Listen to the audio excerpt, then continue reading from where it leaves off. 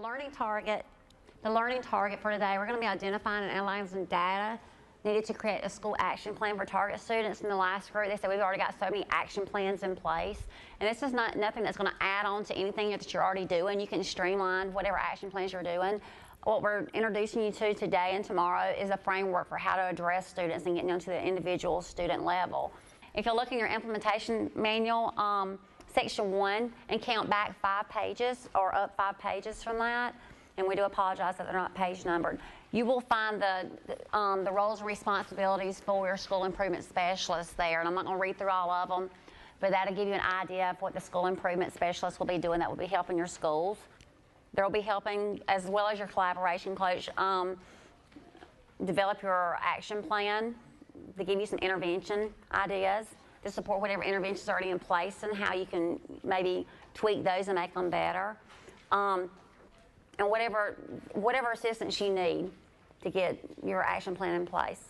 Okay? They're going to participate in your team meetings when possible, participate in professional learning when possible, assist with data analysis throughout the process, and ensure the school's leadership team is monitored and that the impact of the school team process and the short-term action plan is in place. Make sure you're following the steps in that. So that's your school improvement specialist roles and responsibilities. You see that in your note. And then you'll also, I'm going to go ahead and put these up there. The last one. Yeah. You'll also have a team leader that you'll be designating for your school. The team leader is going to kind of have a lot on their shoulders. I would not choose like a teacher because they've already got so much responsibility on their shoulders. But each school will have a team leader role that will be considered over this project for your school. They're going to be scheduling and conducting the school level meetings, ensuring appropriate time for project activities at the school level. They'll collect and analyze data, and you'll need a data person that will help her do that. And you'll be doing it as a team. You'll analyze it as a team, but this person will be the sole person responsible for making sure that's together, the overseer. They'll assist with the implementation of the action plan and then monitor the progress of the plan. And all these things, you'll have a team that will be working on all of this, but she will be the overseer of it. So you'll have to have a team leader designated. The team leader is the project representative at the school level that coaches the school team members and other personnel at the school level for successful implementation. So you'll need a person that's very forward-thinking and positive. So get in mind who you kind of have that person in your head if you're an administrator here of who you might want to put in that position. Right, and so as you choose that person and decide who you want to become your team leader at the school level, this is the roles and responsibilities. You can kind of look down that list. I'm not going to read it to you. You can go back and read it. On the next step, this is in section 2 on page 4. This is a step-by-step action plan, so the process for the action plan. And if you'll look under the preliminary, the things you'll be doing, it says discuss at the school and district level the graduation dropout rate and achievement gaps of subgroups. And then they'll give you some additional resources, and if you hyperlink to those, it's on the website. It'll take you to those additional resources. Identify school-based teams, and it has them listed here, and we'll talk about that on another slide too.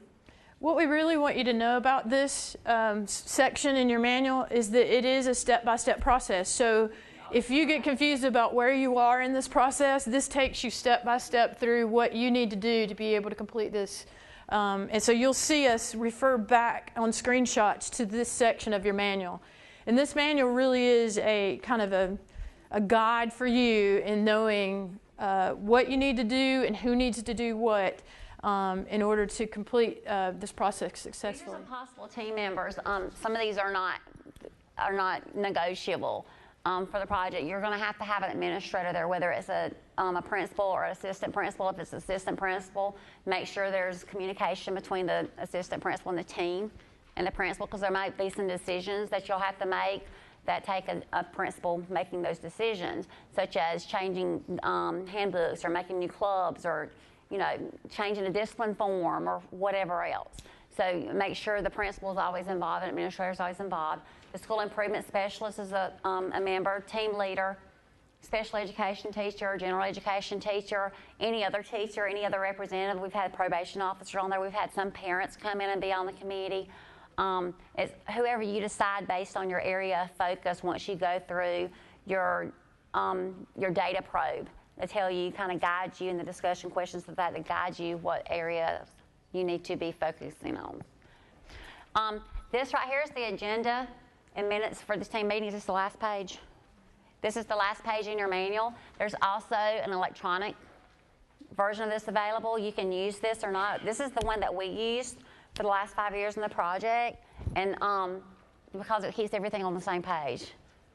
You'll list your items. I think there's an example on the website too. You'll have your agenda on one side and your actions and results on the other, and it keeps everything on one page. So that's when it's recommended. Okay, and then section 2 of the step-by-step process, you're going to be completing and analyzing data. And it's on the next page, but you're going to be completing the data probe and accompanying discussion guide. That's what you'll be bringing to your first meeting. Let's go here. This is the data that's critical. You'll be completing a data probe, and there's a data day that you will be meeting with your collaboration coach to go to that data day, and you'll need the data discussion guide to bring with you to that. So your collaboration coach will get in touch with your school system, your principal or the team leader or whoever, and let them know what day that will be. In some areas, I know in our area, most of the schools come together in the past and have done this data day together. And in some other occasions, we went to the school because it was such a large group. So it's going to be based on your collaboration coach in that area as far as that. But there will be a data day. You're going to analyze the data. You're going to identify patterns and trends on that data day, and then identify your strengths and areas of need. And from that, oh, I'm sorry, this is the data sources that you'll go through and look for those things too. And from that, you're going to be developing an action plan. Is there anything else I need to add to that? Okay, so before the 25th, let me go and give you that day. Before the 25th, what you will bring to that first meeting with your collaboration coach, and this will be reminded again, you will have to complete your data probe, and that is part of your manual in there, and it's also electronic version. And you will bring that to that first meeting. That's the only thing you'll have to have. You'll have to have your team members picked and bring the data probe to the first meeting.